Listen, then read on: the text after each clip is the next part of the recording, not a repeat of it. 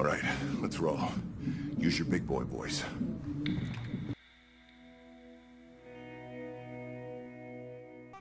Hey YouTubers, I know quite a few out there probably thinking, why should I play the campaign? Is it any good? Is it better than Battlefield 3 or Battlefield 4's campaign? And you know what, I'm not going to make you wait to the end. Yes, it actually is, although it depends on your definition of what kind of gameplay you like. If you like stealth, or you like a driven story, this is much better than Battlefield 3 or Battlefield 4. But that depends. There's a lot of cutscenes like this one, for instance, where you are sort of controlling some of it and then you're not. And the cutscenes themselves, there seems to be almost too many for my liking.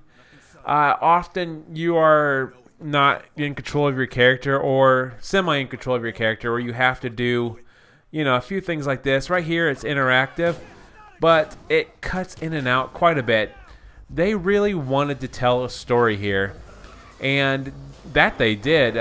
It's a story of crooked cops, drug dealers, and good versus bad, but the good side's pretty faded. They basically wanted to go after that whole cop theme that so many shows are based upon today. Personally, however, I don't really watch TV and I'm not really into the cop theme, but it actually kind of worked.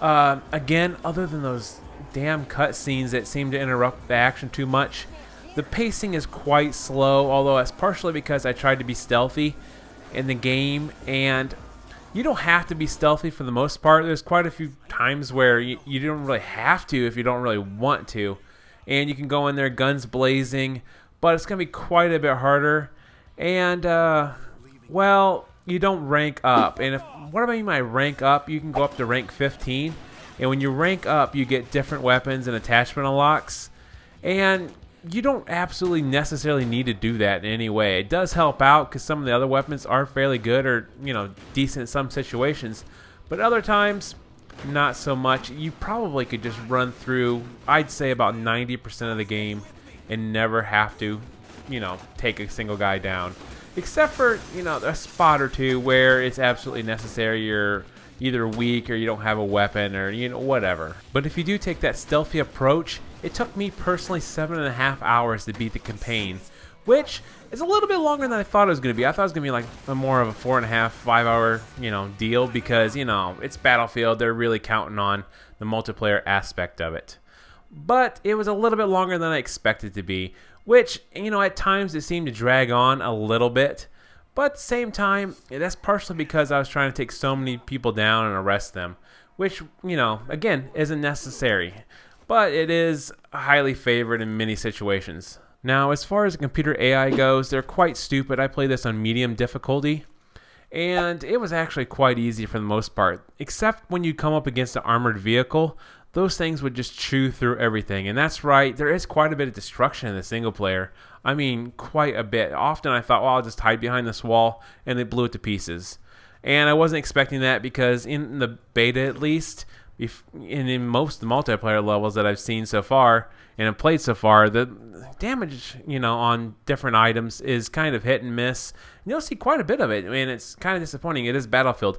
But in the single player, it's everywhere. You destroy just about everything you shoot at, which kind of amazed me. A lot of it, though, is micro-destruction. There's not too many buildings you do take down, although you do on occasion do large amounts of damage, but it's mostly micro.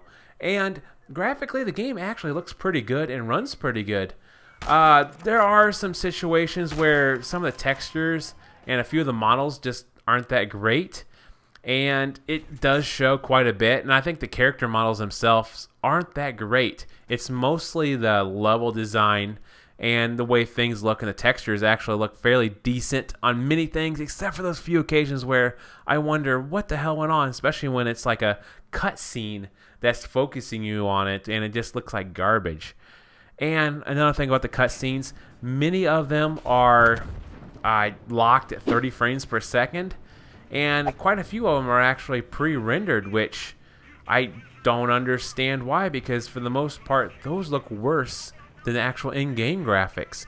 I guess maybe on the older systems, they did this for reasons, and it just doesn't look right on the PC at least. As far as the music go, it's excellent. It plays very well with the situation going on, and there's all kinds of other songs that are hidden in it. I do like how the music does change depending on the situation, whether you're in full-on attack mode or they think you're aware of you, or if you're just sneaking around. It plays a lot different, and I really do like that. Now, other criticisms include your cell phone / camera / everything. It finds your evidence. It tells you basically where everything is. I think the ammo crates to change your kit up happen way too often. I mean, they're everywhere. You got this situation where I could fire my gun forever, which I know some movies do that kind of crap, but this was kind of ridiculous. I fired my gun for like 2 or 3 minutes straight. And I had times where my partner would fall through the level and then, correct itself eventually.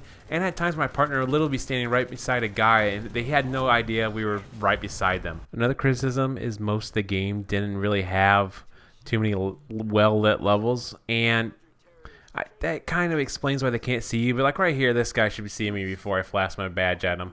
And sometimes it's kind of dumb because I can't believe they would stand there if I have, say a pistol sometimes out.